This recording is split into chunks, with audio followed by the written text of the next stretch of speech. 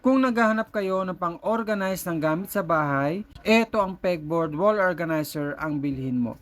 Napakaganda nito, sobra napakatibay rin kasi kahit maliit yung space mo, kayang-kaya niya mag-fit.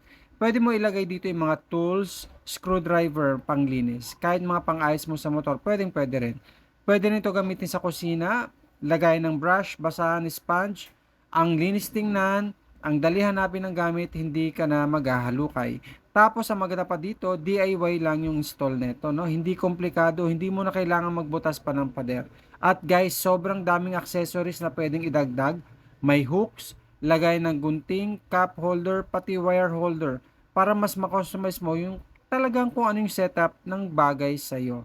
Ayusin mo na yung space mo para mas presentable yung paligid. Click mo na yung link dito sa video. Check mo yung price, sobrang napaka-affordable. Tingnan mo rin yung actual item sa link mismo. Kaya ano pang hinantay mo? I-check out mo na.